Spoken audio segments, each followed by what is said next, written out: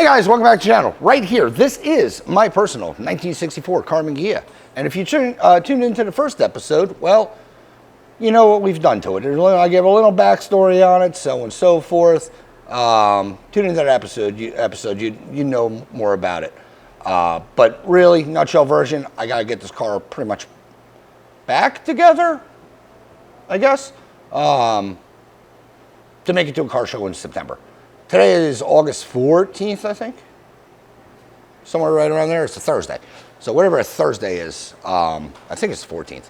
But yeah, it's 14th, so we're running out of time because I think the show's like first week of September here in Louisville, Kentucky.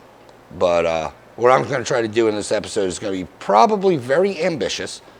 I got to finish welding the body together on that side that I started 13 years ago. So we'll finish welding the body on that side. I already finished this side up. I got to get seats in this car and put in the engine because I did secure an engine and it is a good one. The reason I stopped driving this car, again, making a long story longer, is this car is, well, it was drunken weekendly put together, and that's not the problem. The build quality is not the problem. Don't worry about the nothing really welded together part.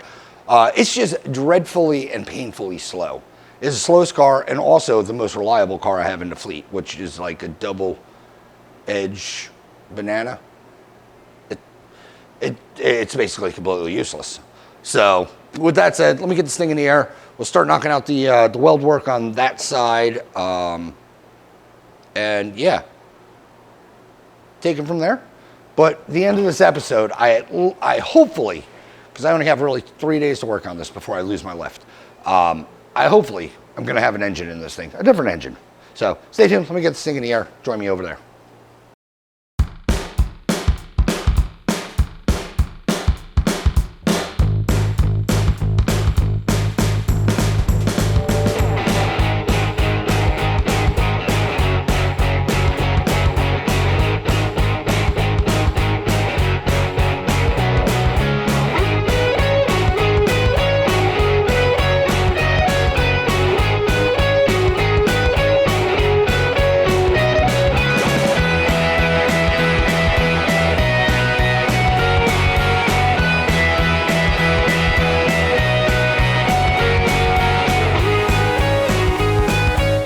Going to start out on, well, for you, start out on the passenger side, because what we need to do is I have to cut a bracket that I have in here, shift this fender forward, because obviously there's zero gap. Got to weld this rocker on because, well, I forgot to weld it completely, and there is all the gap. Cut some holes here, plug weld it, and do a bunch of seam sealing. I already seam sealed the bottom of the car. You see the white. Also did both rear arches, so they're taken care of when I did this driver's side. Finished welding the rocker in, so that's at least one piece, and put a couple more plug welds down the side. So stiffened up this side, also did, I'll show you what I did on the front. Same thing, tied the front of the body to the chassis, or to the, you see the little plug welds. Not the body to the chassis, the body to the heater channels, because this whole front end is basically how it's been. It's just there. So, all right, I'll show you how I did this, or did the plug welds. It's not really rocket surgery, but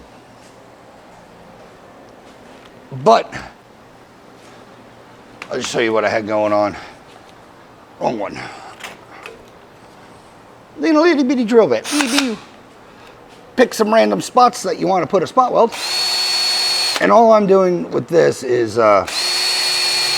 using it as a countersink.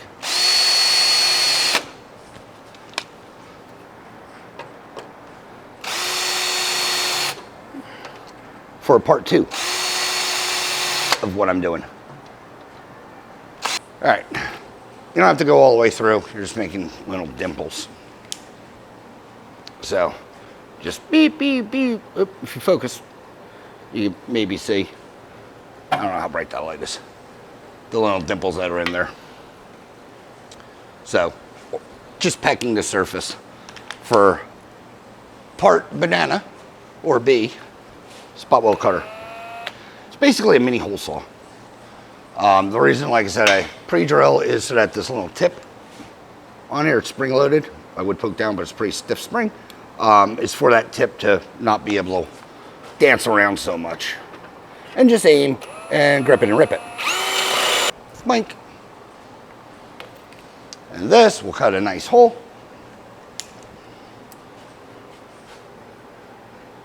Where is it? There. That'll cut a nice hole there. So you can fill it with weld.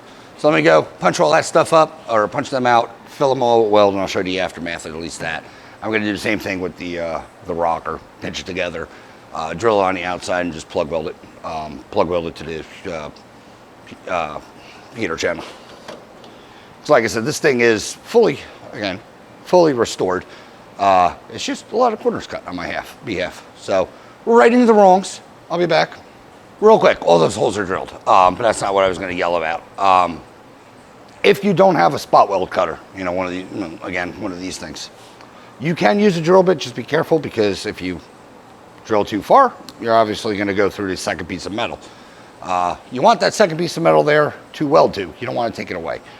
Reason I like using the spot weld drillers is, I don't know, it probably won't focus in there. You might be able to see that silver spot, or silverness. Jeez, come on. Focus on this. Yeah, that flat spot in there, that's actually a stop. It will prevent it from drilling too far. So basically you can go through one piece of metal.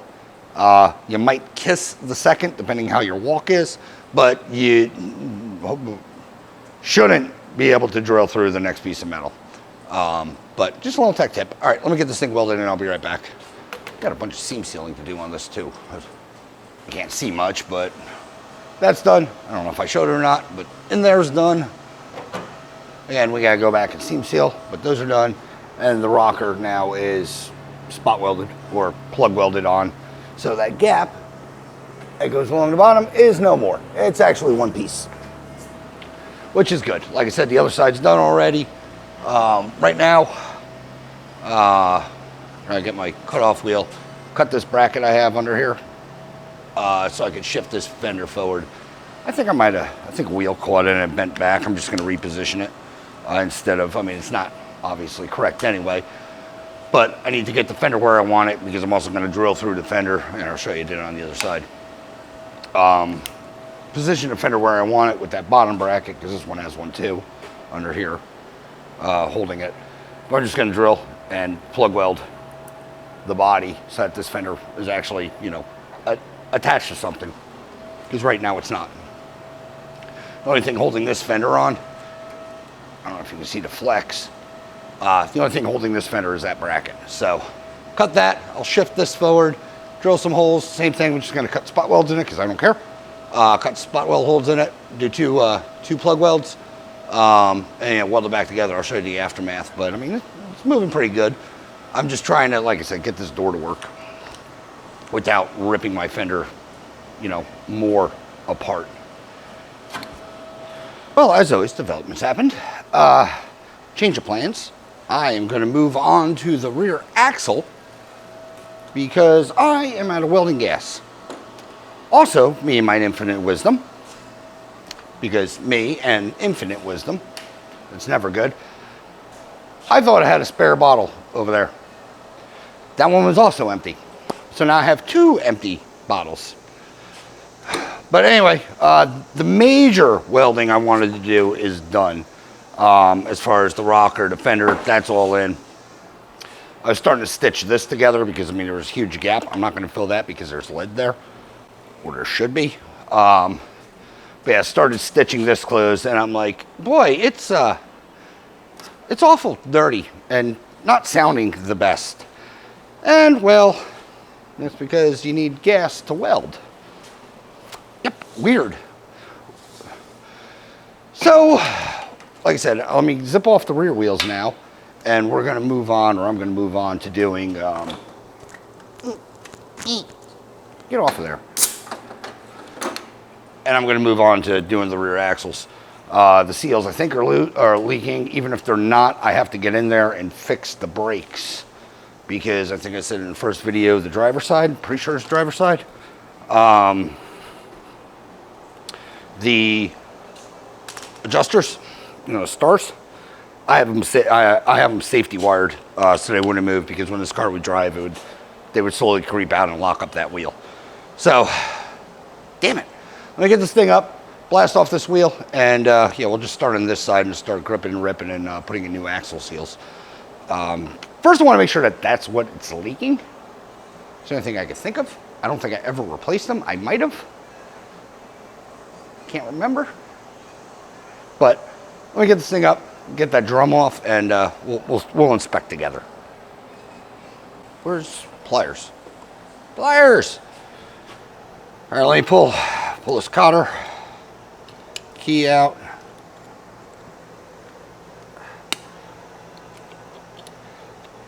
To see where we are at.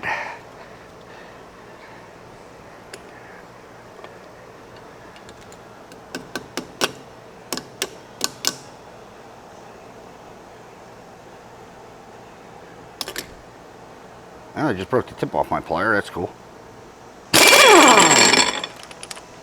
Huh.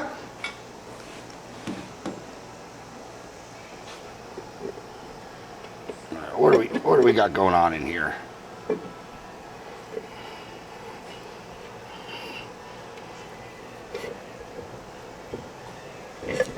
Oh, there we go.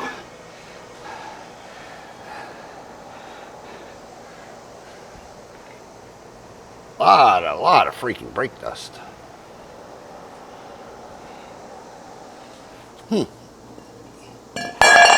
Shush. That axle might not be leaking. Where's my air gun? Here it is.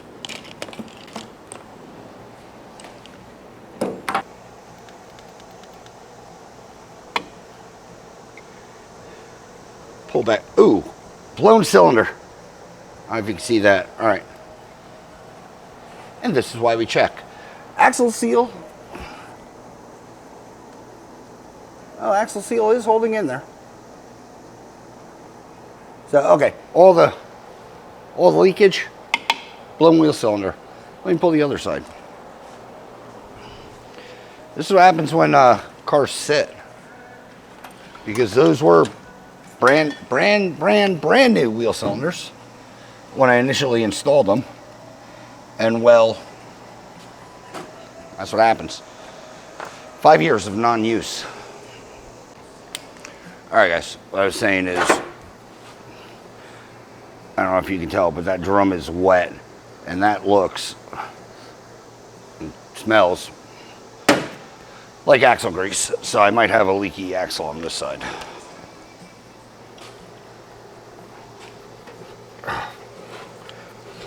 This one's gonna fight me coming off. Nope. Oh yeah, the axle seal's leaking on this side. Also probably the wheel cylinder. Great. This one's been leaking, and these drums are shot. These drums are just tarred. So they'll have to be cleaned. Yeah, axle seal shot, wheel cylinder shot. Done. And you can tell that's just puking. Yeah, I don't think I ever replaced the actual seals in this thing now that I think about it. But yeah, we'll need new shoes. I'm gonna have to rebuild this brake. Might as well. I'm gonna replace I'll rebuild this side as well. I'll replace the seal in the axle, even though it's not leaking. I'll still replace that. Replace, you know, everything, because yeah, I don't think I ever replaced that side. That's my doing. We'll blow apart. I mean, I'm gonna order all four for the hell of it. The front seam dry. What else? That cylinder. Adjuster cylinder. Yeah, the front's dry. I can see it in the hole.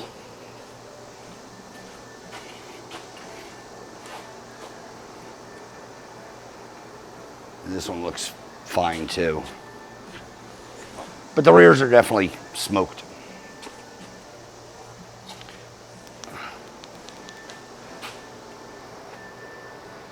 Yeah, that one looks fine. And I'm just kind of going off the condition of it versus how the rears were, rusty-wise. But seeing how they sit vertically like this, upwards, downwards, if it was to be blown, you probably can't see in there at all. But it would be looking like that. Also, the bottom side would be collecting fluid. These cylinders are fine. But like I said, I gotta get 2 for the back, shoes for the back. Yeah, just rebuild these. I do have the parts to do the axle seal. So I'll do that. Is my e-brake on, or is it just pulled that hard that way? Not sure. But yeah, this is what I was talking about. Safety wire. Oop. There's just safety wire on this bottom adjuster, because I don't have that spring clip under here, or I didn't have it at the time. I have them now. But yeah, I got to replace that, and yeah, you see all the crap that's been building up on this thing. All right. Like I said, wasn't the best, but it worked. Wheel never smoked, or might have blew the seal because the wheel kept locking up hot, just heat cycling. But I'm not saying that's an excuse. But yeah, new cylinder. We'll do the axle seals. Yeah, nothing too major.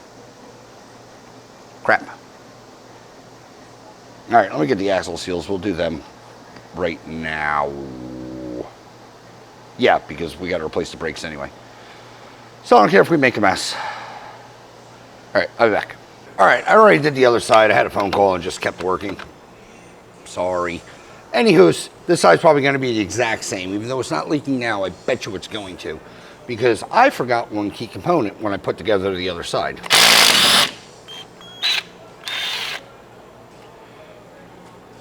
So, most likely, apples being apples, I screwed up this side as well. I need a screwdriver. Screwdriver! Good thing is I shouldn't puke too much oil, just due to the fact that both my boots are shot. Get in here, rip this guy out. Boink. Pull the cover plate. Boink. And like I said, this seal, we're going to replace that's in here. Ew, RTV's the devil. Me, it doesn't peel off. It's because you guys use the wrong RTV. There's differences. I thoroughly enjoy it due to the fact that, well, I don't like paper gaskets. Oh, but this was factory used. Blah, blah, blah, blah, blah. Look at modern cars. They're practically glued together. Also, they don't use paper gaskets. You use the right goo, and you use it sparingly, it just wipes off.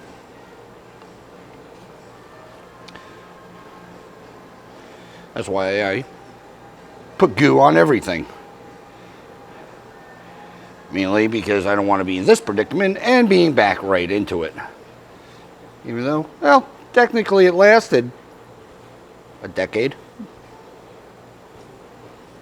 Granted, I didn't drive it really in that decade, but it lasted it. But yeah, you peel it off. Hey, fingers. Boop. Oh, it's so hard to manage.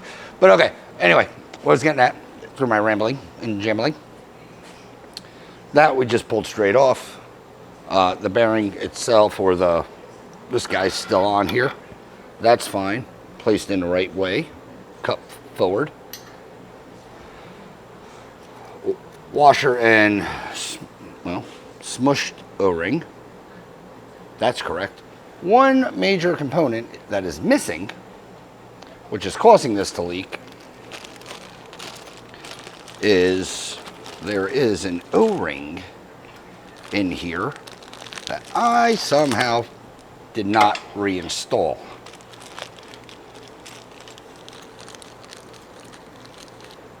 Big old O-ring.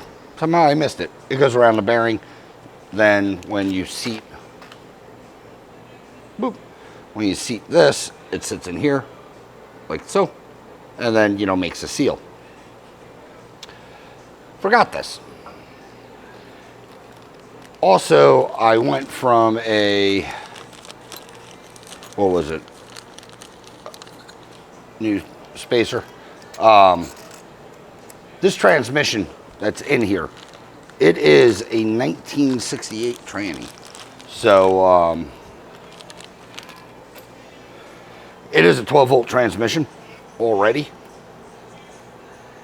And if you know anything about the 68 transaxles, you know that they have longer axle shafts. Great for dune buggies and so on and so forth. I swapped in my 64 shafts. So when I did that, I guess throughout the, you know, flippity flopping, well, I screwed up. And you know what? I'm not above admitting when I made a mistake. That's about it. Overcome, persevere, learn on the next one. Like I said, I put this together, surprisingly, in about a week. And for it to, well, granted, it'd have way more problems if I drove it every damn day. But the limited driving that I did, it hasn't fallen apart. And guess what?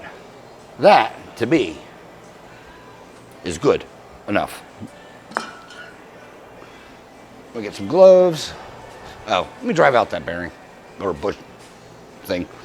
What I'm gonna do, just take a back end of a extension and just go boop, boop, boop, boop. Actually, I'll just do it right here. Actually, because actually, I'll actually do it.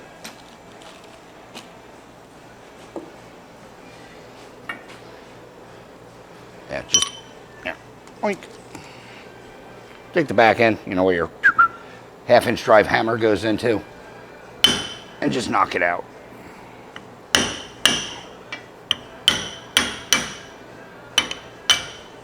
Like so. Pop the old one out. Ooh, ribbed. I think this is even the original seal. Give it a little wipey wipe. Getting crud out of it.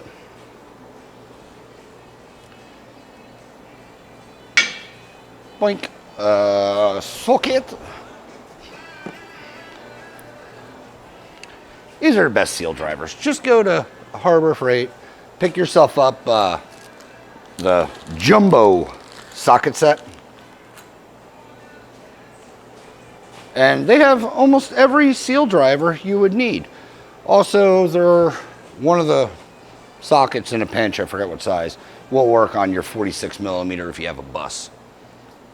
But yeah, I literally only use these to put in seals. Get one that fits quite okay. This one in this case is an Engine 7/8. Center it and whomp her down.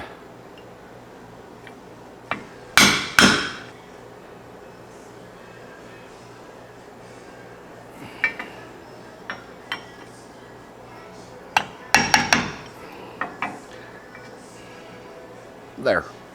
Down, roughly even all the way around. Let me get some gloves on, and we'll put this thing on. I'm gonna grab a stator. Again, we already cleaned that. Just a little dab of Ghia on this, and we're just gonna smooch it all around. And like I said, I say it on all my videos every time I use this. All I'm doing is making this basically this paper gasket into a silicon gasket, glue gasket. Come down. That light is very inconvenient, and I'm not going to make anything better because I'm just going to put more in the way. There we go. But yeah, just coat it till it's one color. Is I guess what I'm getting at with this. The O-ring, which I forgot. the first go.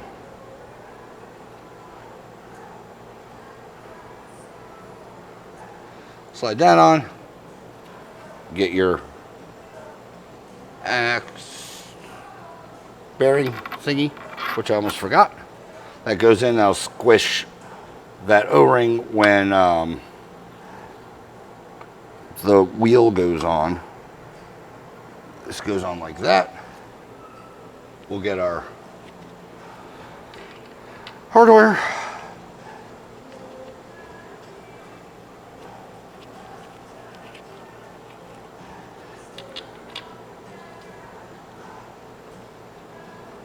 Get this sort of started.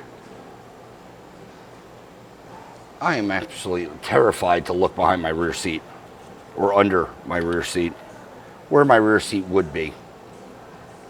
Because I see a big red bottle and what looks to me like an old Heine Brothers cup. You know that's a coffee shop here in town. They have been in there since the last time this went to a car show, I think. All right, gloves off, because I ain't playing.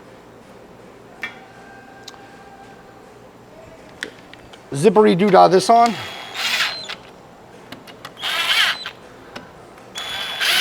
Right, plan is right now, because it is late o'clock.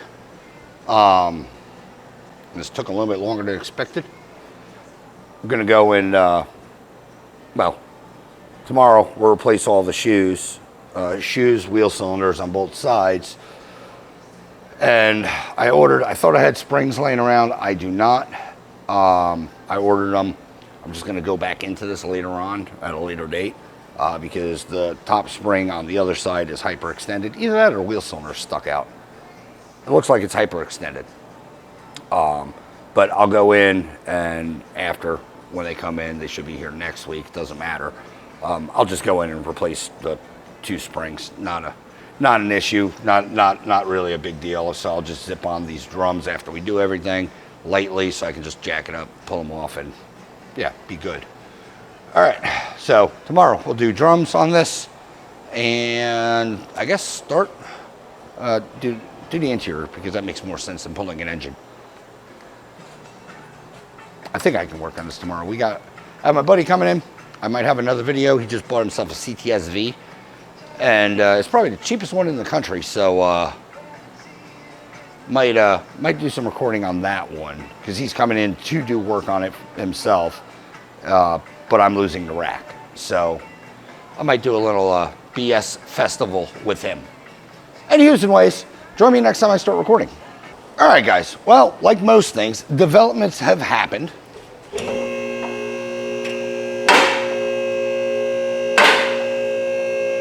And well, let's just say the brakes aren't done yet. The drums are on. I did put in there's new wheel cylinders, new shoes, new everything.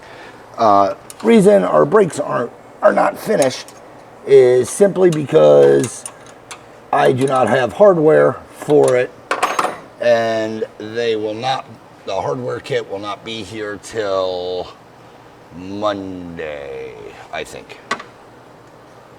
So we're going to move on to what I wanted to do. And yeah, get this engine out and get the new power plant in, and hopefully we'll have that thing running in this episode. I don't know why we wouldn't, but crazier things have happened. Let's start ripping this guy out.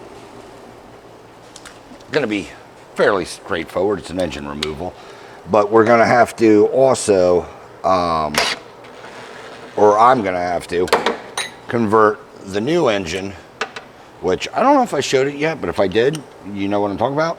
And if I didn't, I'll show you. When we go to shove it in, I'm going to have to convert that engine into a alternator style, because it is a generator right now. It has a generator on it. This car is made for an alternator, or it's wired for an alternator, no voltage regulator. So we will remedy that situation.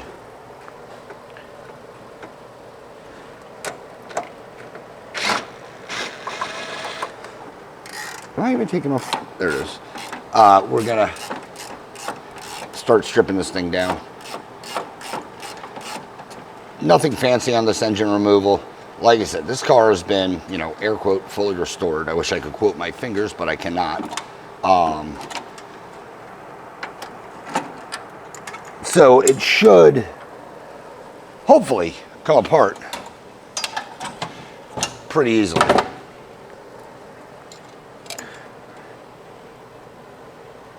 That's why I hate washers. But we'll keep it all together. Fuel line will disconnect from the bottom. That's not a big deal. So I'll run a new fuel line. I got to run a new fuel line anyway.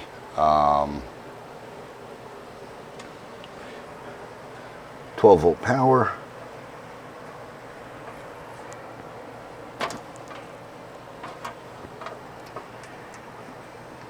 That's going to come off. There we go. We got our power and our oil pressure sender. Need an 8 for that. Or a 10. Excuse me.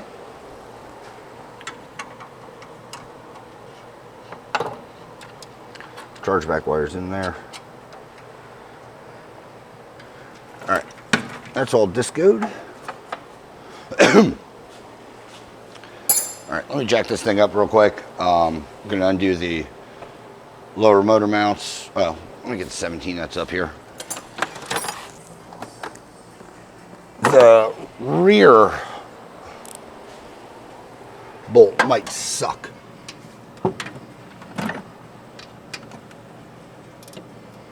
If that transmission's not encapsulated.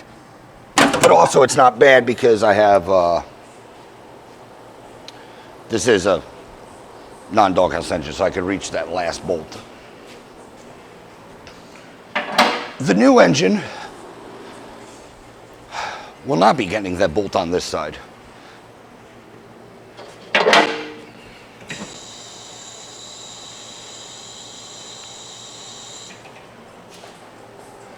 Yeah, this engine bolt with the doghouse on it, I think I've said it in many, many videos, is almost impossible to get to unless my block, and I didn't even look, is tapped for it.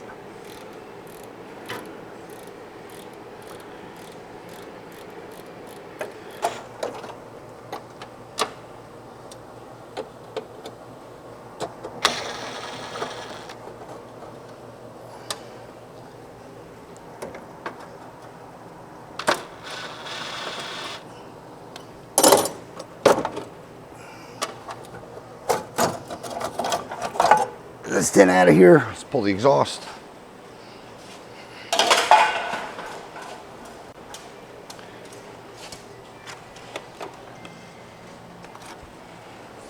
Where's my there it is.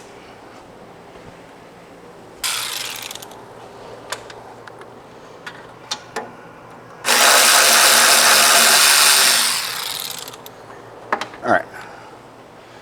Let's get the bottoms. Probably gonna need something from up here. We'll forget about it. Oh no! I knew I needed something from up here. Nope.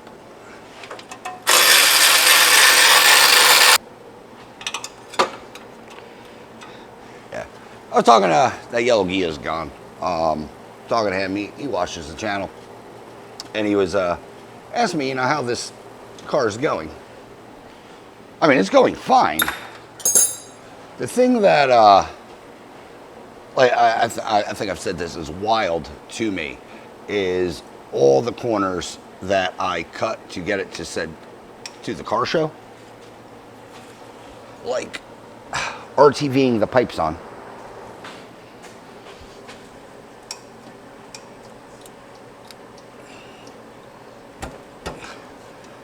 Who says RTV doesn't hold?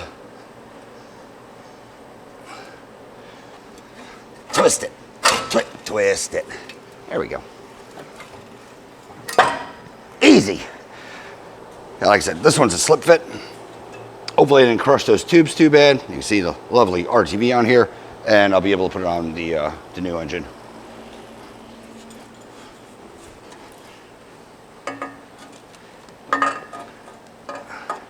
Because, yeah, well, you got about a, I don't know, 3/4 of an inch difference. I just really like that,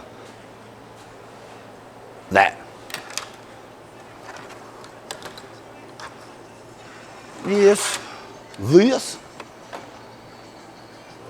Over there. Off of there more. Ooh. Right in the eyeball. That fuel looks very healthy. Sucky part is I got a full tank. Or, well, at least the gauge says I have a full tank. So, we know it burns, but I'm gonna have to drain it to, and put new in, so it also flush the system. Undo the motor, man. Yeah, this, the gas is turning. I can smell the lacquer. Not a big deal for, dripping in my face. Not a big deal for this engine. Like I said, it's has compression in theory, PSI wise, but the new engine, I do not want to, I'm not going to risk it for the biscuit, because all my engine stands or tables are currently occupied. I'm going to have to take this out basically on the floor with a jack, which is fine. Removal's easy.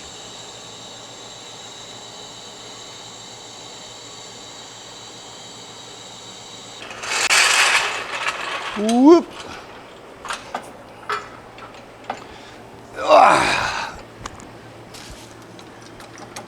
Pump up the jam.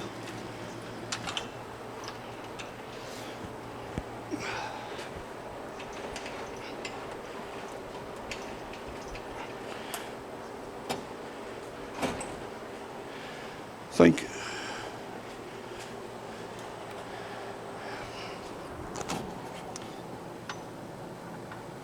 Slide these bolts back.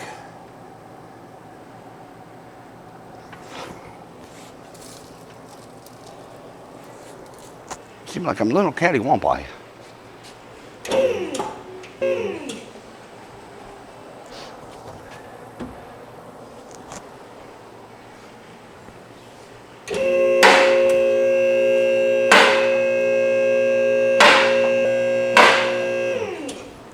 All right, one engine out.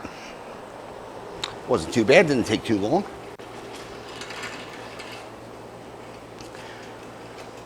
Boop, boop. Old girl is out. Let's just roll her. Let me sweep some. Roll her to the side. And we'll start. Helps if the broom's down. Let me dig out the new mill. The thing about the new one is, caveat, I have not heard this thing run. I did have the option to. But because me, and I'm a trusting individual, and the guy talked quite well, I trust it. The few checks that I did do to it seemed fine, so. These casters suck. All right, let me get clean off an area behind you.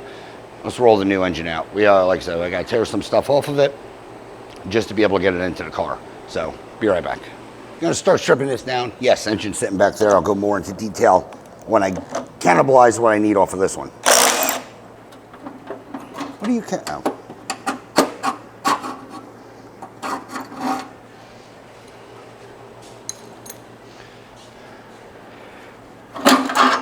Will you finagle around? No. Okay, carburetor.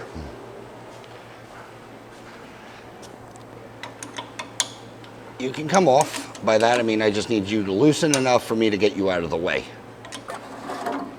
Now, distributor wires. Okie dokes. This is out. we'll just loosely put this guy back on. You go up here. Expertly balanced.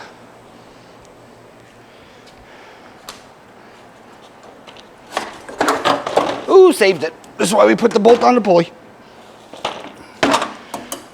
I gotta get the fan shroud out.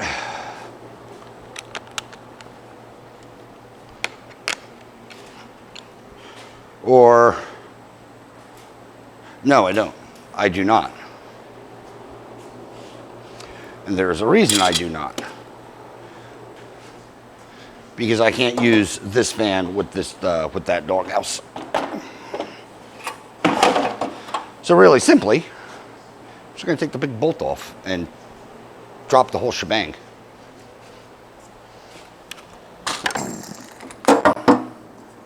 Nope, I can't do this due to the fact that I'm an idiot and I have to still take the, I got those two bolts that hold the generator to the back plate, or the alternator to the backing plate. Well, there goes me looking smart. Hard part's done. That was the hard part, guys. Wanted to get that out of the way.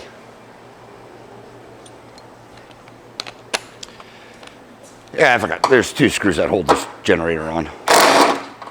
I'm actually happy that thing fell out.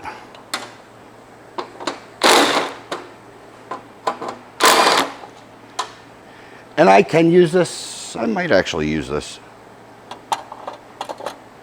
It's brand new. When I did my conversion. That backing plate. It's not the original generator one.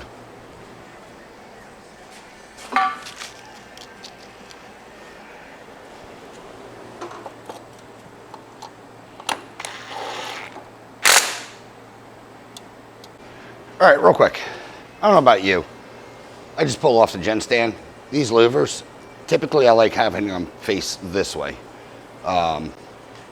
Really doesn't matter which way you put those, in my experience, except if the louver, like say, Scoopy side is pointing, if the crescents are pointing this way, then it tends to throw oil up the tube.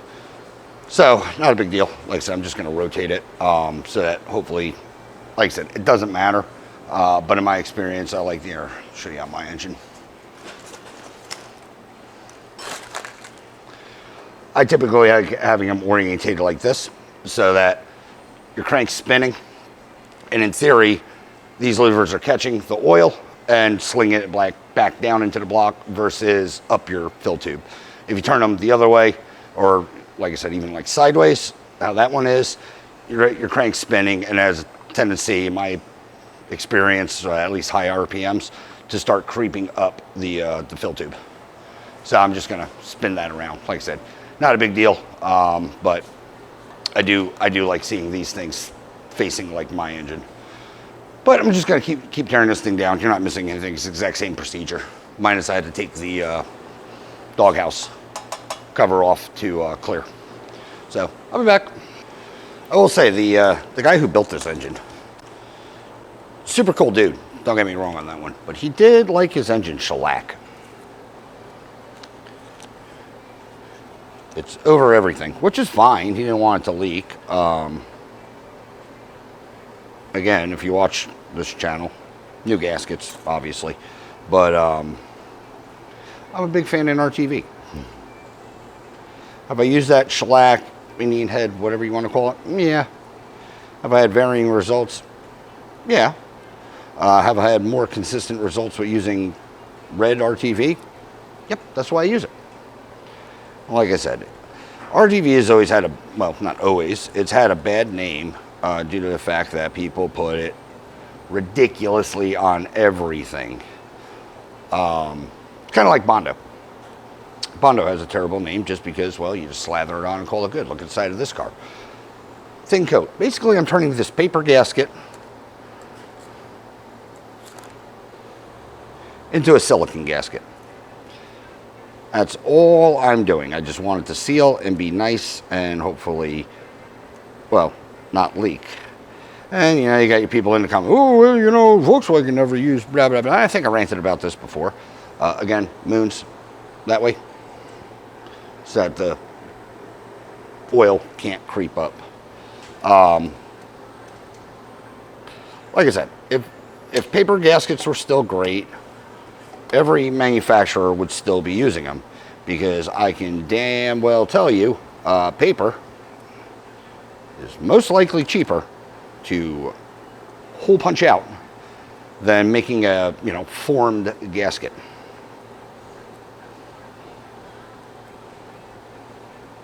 That's just my, you know, 2 cents on that one.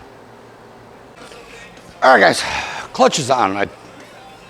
Oh, focus. All right, clutch is on. I've done clutches many times, nothing special.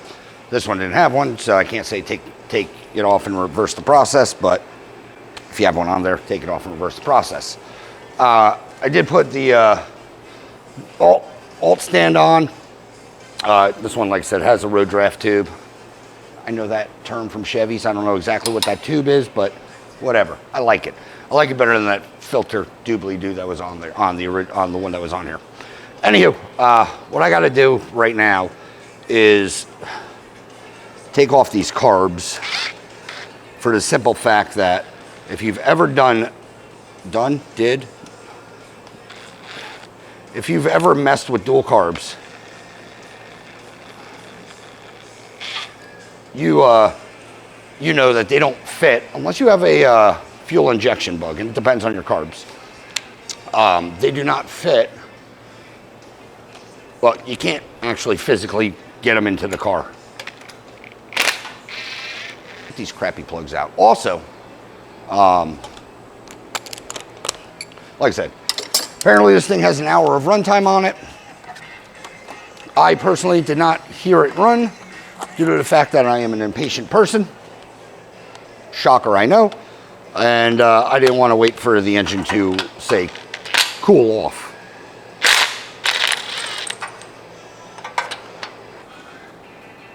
$90.5. So yeah, this would be a 1900. I wasn't doubting the man, but you know what? Laying your eyes on it is completely, you know, gives you peace of mind, I guess is what I'm getting at. Because if I saw anything smaller than 95 or 90.5, we know we have something different. All right, so that's stripped down. What the hell was I doing now? Spark plugs. What are these? Okay. Got other wires. I don't know if I'm going to run them or not. These are brand new. I might run those. Throw them up there so I can lose them. I might run those. I'm not sure yet. But those wires and these wires, you don't have to take the ends off. Oh, excuse me. That's what I was looking at. NGK is standard 3922s, the BR6 HSs, yep. I need an extension.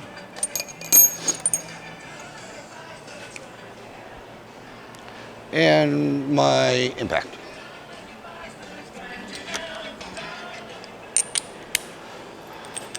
Do not full chooch these things. And these were shorties, right? Yep. I want to make sure that these weren't converted to a long stud.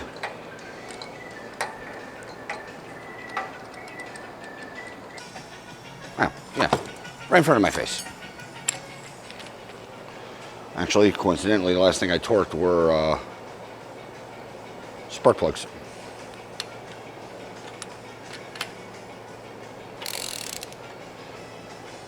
Again, yes, I do torque my plugs due to the fact, even on my own stuff, if a hole strips, it was never meant to have a plug in it to begin with, because I only go to 20.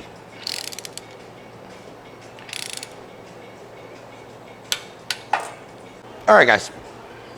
Shrouds on, bolts changed, yada, yada, yada. What I need to do right now is all the rubber fuel line that he put on.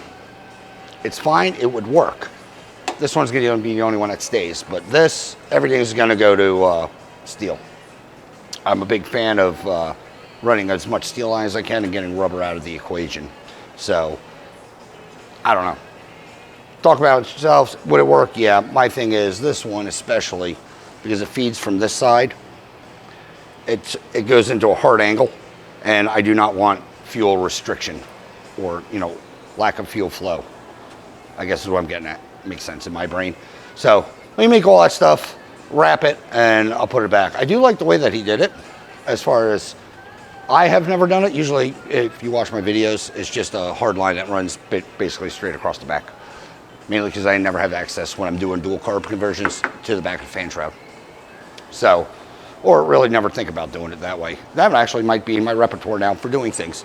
So let me redo all that. But yeah, we're slowly dressing her up. All right, I'm back. More line. Yeah, you figure, one would figure, you got a turnkey engine, just throw it in. Nope, not me. Buy a motor, you know, engine, what have you.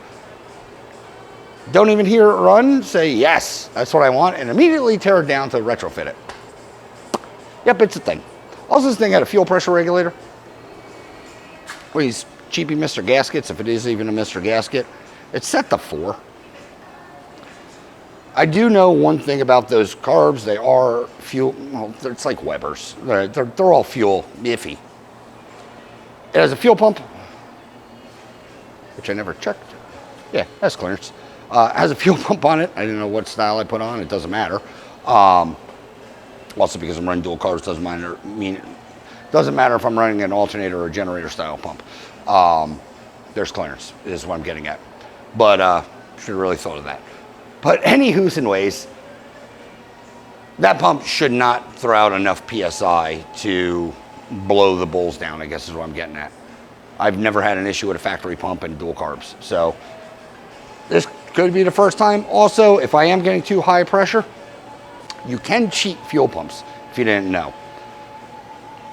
Put more gaskets. You basically stack gaskets, not recommended, but you stack gaskets and it will lower the pressure. Basically that push rod can't hit as high, but also you run the risk of damaging the push rod by floating it and pinging. Cheap hack, but if this doesn't work, I'm going electric pump. Just that simple. I was planning on doing that originally, but who am I kidding? At the beginning of the evening, I know that pump works. It should be it's plenty enough to supply those carburetors, and it shouldn't be able to blow them down. So if the mechanical works, we're going to leave it mechanical. But let me route all new line, and I'll get back to you. Moment of do. The moment of truth. I don't know what the hell I was saying. I think this thing's fitted out as much as I need to fit it out. And if I'm wrong, well, we can do it in the car. The only thing that worries me is this damn clutch. The pilot bearing is super freaking tight. It's aligned. It's just super freaking tight. Throwout bearing, brand new. That's installed. Everything's in here is hopefully as good as it can be. Oh, and there's a new engine rubber. Not that that matters. The other one was crappy. I had a spare. I just threw it in. All right. Ooh, scratch that. I'm getting ahead of myself. Getting all antsy-pantsy. I got motor mounts I got to put in.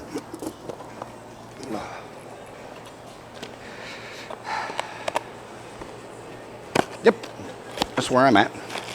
Bought 2 motor mounts because those, I've seen better days. I don't think I replaced them, or if I did, they look like crap now. So 2 new motor mounts, let me throw them in. Really simple. 4 13s, undo it, pop your trans up some, slide in, drop it down. I have videos on replacing motor mounts, so I mean, it's not like, I don't know, it's not fun, exciting. I don't see it being a pain. If it becomes a pain, I'll let you know, or I'll chime in. But yeah, all you got a 2 here, 2 there, undo them, redo them.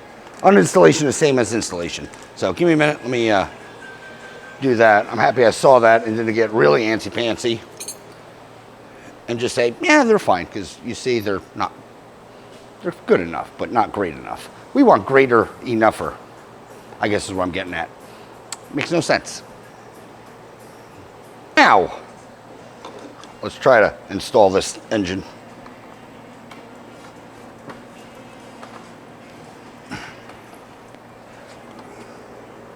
So I had to slide it back some. Because I can't remember if this table hits.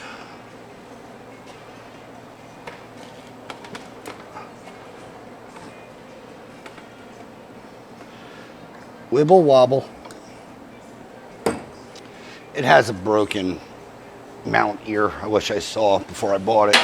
Not that that's going to stop anything. It's just kind of annoying.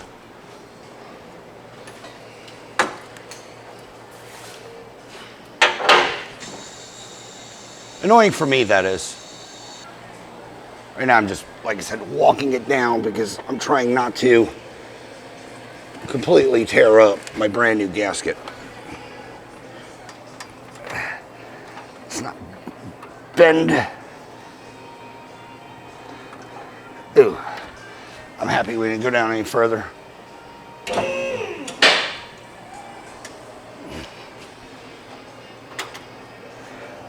My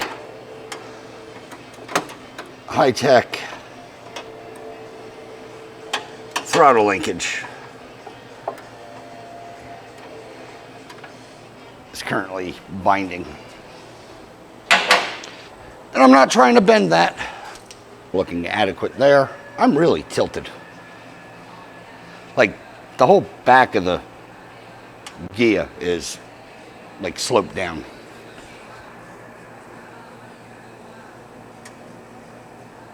Go forward some. Yes.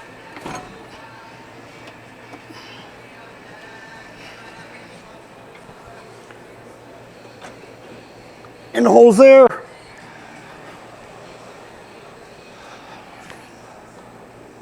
And in the holes there.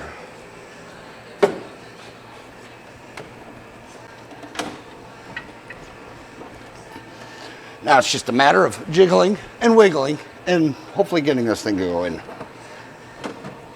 Like I said, that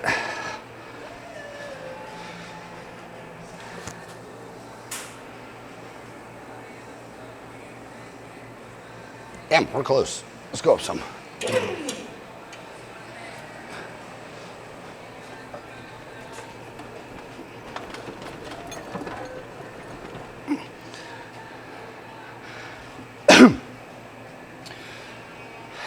I'm gonna have to untuck my engine seal. It's kind of, well, binding a lot of stuff, but I think we're in.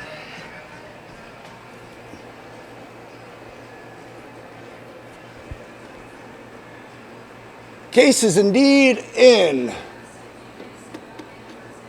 Oh yeah. All right. Whew. Well, if I lied, we'll find out, because going up.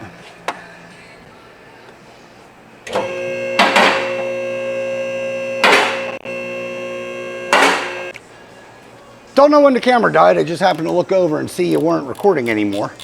But I was expecting more of a fight, which I'm happy it wasn't. Oh, good. Pushrod tube's leaking. Super!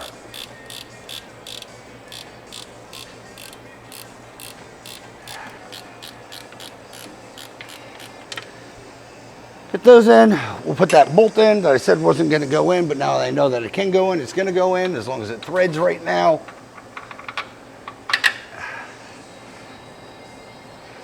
Because the engine could be a little catty-wamp-eye. It's grabbing. All right, let me blast that thing in. Open a Volkswagen shop, they say. It'd be fun, they say. Whoever they is sometimes needs to be, you know, punched in the old mouth hole. All right, real quick. Oop, almost killed myself. Real quick, just gonna throw the exhaust on. This is what I was talking about. They're these headers actually move. So I have to fit them to my spare engine over here. Because, like I said, 1200 smaller. So I just have to get them to where that they will go on to this, like so, and then I'll clamp it down. And same thing on the bottom. But let me get the exhaust on, change out that memory card, and I'll be back with an exhaust. And like I said, right now, I'm just going through the, you know, quasi buttoning up phase. The uninstallation is exactly like the installation, I guess is what I'm getting at. It's pretty much, I mean, this engine's basically plug and play at this point. Undo stuff, redo stuff, make stuff, do stuff. I think I might orientate that clamp up, depending, I'm not sure.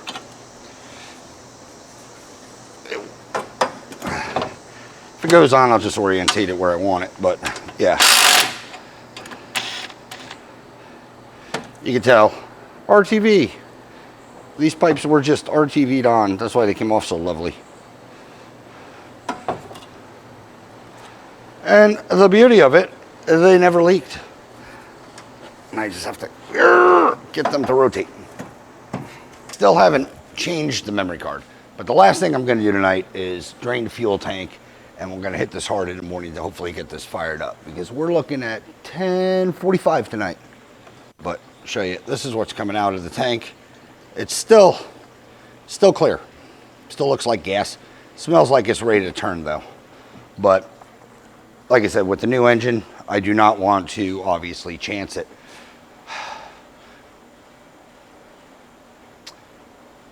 Yeah, that's all I got for tonight. Join me in the morning. I don't know where I left off, but you guys got to grow. Next day, fuel's drained. Yeah, fuel's drained, tin's on, exhaust is on.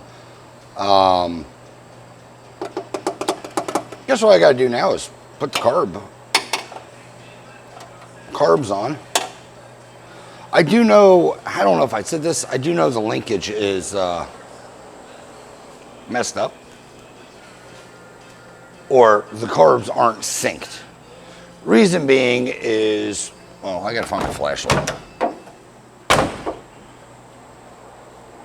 I don't know what I did with it. Give me a minute, let me find a flashlight. It's not up there. Crap. All right, I'm back. Found a SED light. Not that helps. What was going on about is, I don't know if I said it or not, but the carbs, I can tell you, are out of sync, just due to the fact that when I did look at this engine, and like I said, I haven't heard it run, but I trust the guy. But when I looked at the engine, the driver's side carb, or what would be the driver's side carb, the left-hand side carb. Ooh, sorry, just got back from Shoney's. The throttle stop screw wasn't even touching anything. It was solely off of the passenger side, and the linkage was holding it at its adjustment. So I know we're gonna have to adjust the carbs. Not a big deal. Let me grab one.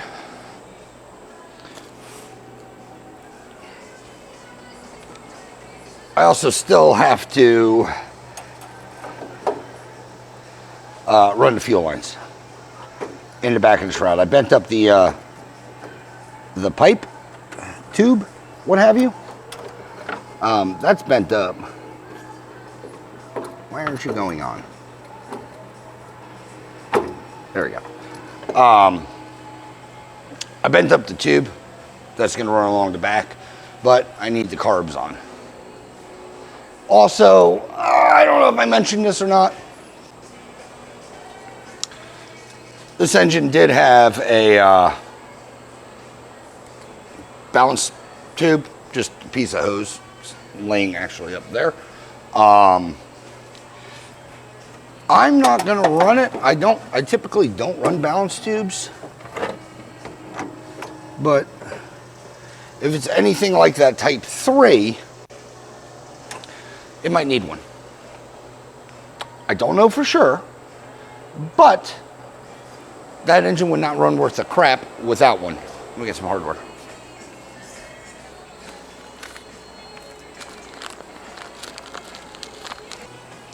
One thing I do like about these intake manifolds is they're the high rise, so unlike the, say the MP, the ITCs, the MP kits I put on,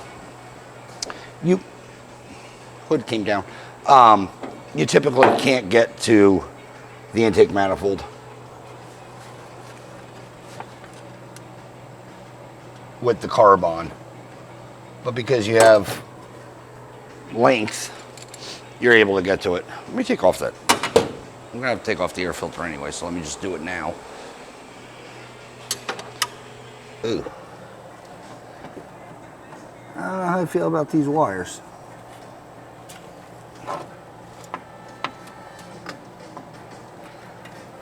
The reason I say that is they are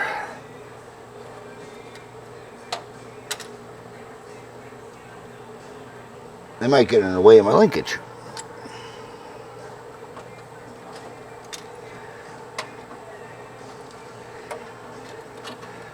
They seem long and short at the same time.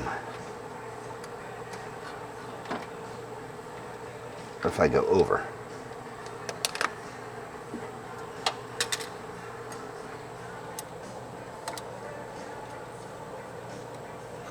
Over is better.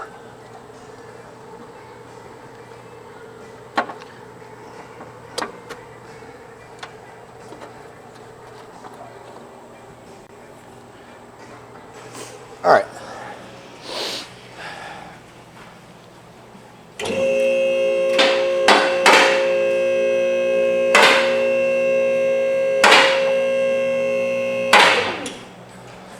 Have to mount the coil. Just gonna do the right thing and mount it right back here. Boop.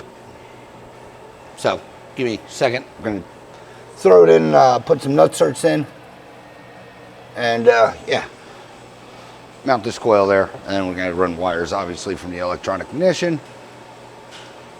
all the way up there, which isn't going to be that hard, but still, I got to do that. So let me get the coil plugged in and wired, make a new HT lead, and I'll be right back. This shroud is getting dirty. That's why you don't work it when it's still wet. All right, the audio is going to suck because, well, my receiver died. I'm still on the big cam. I need to switch over to the GoPro, but electrical's done, everything's in. What was I going to say? I showed it in one of the clips before I realized I wasn't recording. Again, sorry about the audio. This throttle, I can tell you the carbs aren't synced because this throttle, remember when I said, or I might have said, that that shaft wasn't touching? Well, it still isn't. We're at screw. So out, the other out. So yeah, so what I'm gonna do is just, I'm gonna run a fuel line, charge this damn receiver up, and then hopefully we'll put gas down it and crank it over. Also, I gotta fix the starter because I may or may not have broke the start wire. You know, signal wire. Yep, don't know how I did it, but I did it. Stay tuned, I'll be back. All right, guys, I don't know how this audio is going to come out because this is the mic or the transmitter set, what have you, that I run off my GoPro. With that said, wind noise, everything else, I don't know how sensitive it is. I just know what it comes out to in the car. In other words, I'm impatient. There's fuel in the engine. Stick this somewhere. Or fuel in the engine. I gotta run a throttle cable. Let me put a throttle cable up here so I don't have to go back under this car. Be right back. All right, guys. Moment of truth. Yeah, I just wanted to run at least the cable up here. Synchrometer. Like I said, this engine apparently ran as it's configured. So as far as the, I don't know, timing, all that stuff, it should hopefully just light off. Not having the carb linkage attached could be a slight issue. So let me get this to touch. And if it's like a Weber, we're going to go a half a turn in. And that'll be my bass tune. That side I can't get to. I don't like these carbs already. Everything's hot, everything's wired, everything should be good. I got to connect the battery. Didn't blow up immediately, so that's good. And my snail. All right, if there's fuel in the carbs, it'll fire up, hopefully. If there's no fuel in the carbs, well, might take some cranking. All right. Both my lights are on, that's good. So at least that's wired right. Cranking.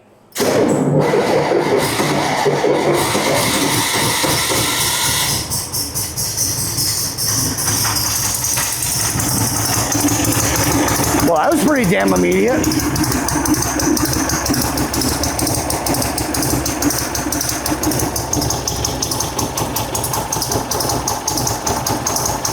I have a fuel leak.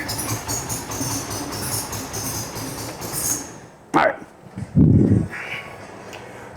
Wouldn't you know, it's the one line, I'm not even joking with you.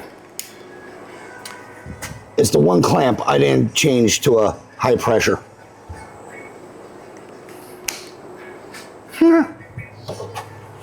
Is it just loose?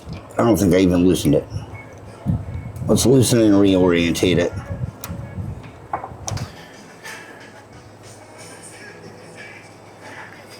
All right.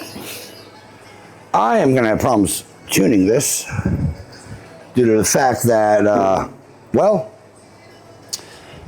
these horns kind of in the way from my synchronizer. So I'm not really getting a good, I don't know, indication.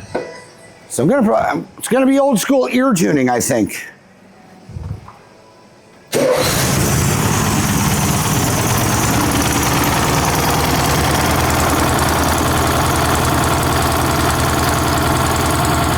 But that's damn close.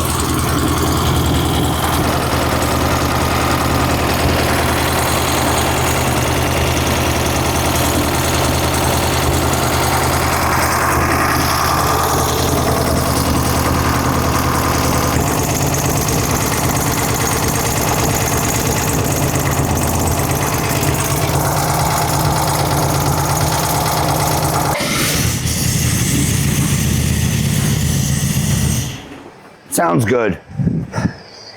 I do not like the carbs. Just gonna throw that one out there.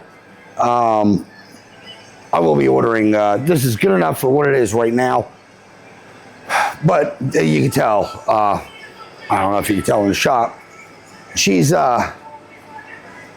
rolls coal. Good due to the fact that, well, I mean, I'm just saying, we're running rich, we're not gonna overheat. But I'm going to go with dual 40s.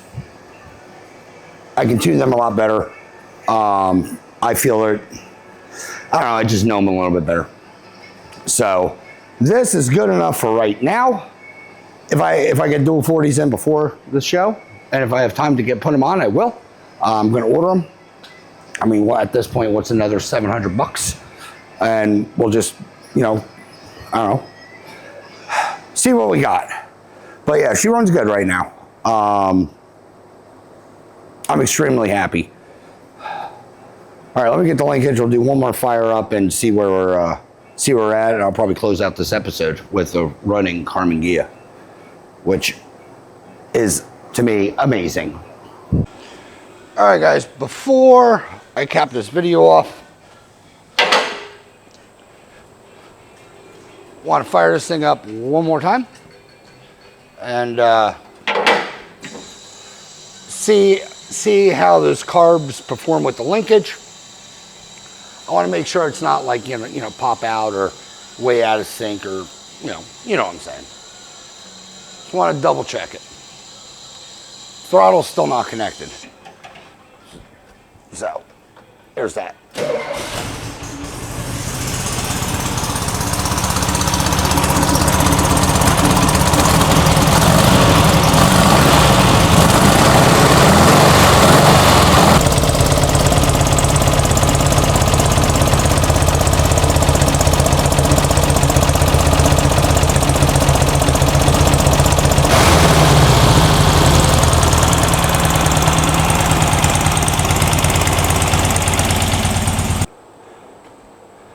It's running. Is it where I want it to be? No. Am I going to get it to where I want it to be? Oh, yes. I'm not sold, like I said, I'm not sold on these carbs. It idles all right. It just has a weird spot. Also, I might change out the guts that are in that distributor. It's hitting correctly, timing wise, but it's one of those ones that run the donut, and I don't like the donut style. I've had problems with them. I'm also going to check the valves, so on and so forth, because I didn't even do that. So, valve check. I'm going to change out the distributor, the electronics in that, and see if that makes any difference. But, like I said, stay tuned for another episode, tuning episode, because we still got a bunch of stuff to do. Finish the brakes. Put in an interior. Let me close this thing out. Right now, it runs. That's what I wanted to hear it do. I'm happy. I'm happy it's, well, back. So, give me a second. Let me close this out. All right, guys, closing this episode out on the 64. We got it running. This episode kind of went a bit sideways. The main goal of it was to get it running, and it's doing that. I am not sold on the carburetors. I don't know the last time, I'll be honest, I don't know the last time I've used them. I don't like that pop. It seems like the idle jet isn't good enough, and the mean jet seems okay, but to get that happy median, I don't know. I'm going to tell you right now, pulling the plugs ain't going to tell me anything, just due to the fact that they're all probably sooted up.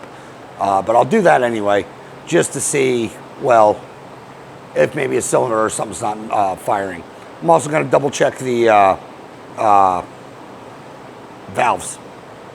They should hopefully still be where they should be, but I don't know. I did a quick check on them, and they were fine. So they had chatter. But if they're running tight, well, that could be a problem. But with that said, next episode, hopefully this car's on the road. We got to put seats in the car and finish the brakes. This car does have a single master because because the rear's getting replaced, or we replaced the stuff in the back. I'm waiting on hardware still. But I am going to go to a dual master in the front. I don't know why I didn't do that to begin with, but I didn't. I don't care. It has all new lines, so I'm not even worried about bending them or breaking them. But so it'll get a dual master in the front, get the brakes working, put seats in, and if I order carbs and they come in, because, well, when I order carbs and if they come in, we'll put them on and tune it. But as of right now, I will take it out for a drive like this. I know it's running rich. We'll see how it does under load. I'll know immediately if I want to push the engine and explode it, or if I want to wait to tune it the way I would typically tune. So with that said, if you like this episode, however it came out, like, share, subscribe, leave a comment if you do. I promise you, we will chit chat. As always, thanks for watching. Hopefully, see you on the next one. Also, next video, there's going to be another thing in the shop, which could be cool. I have to start cleaning because construction. I'll be back.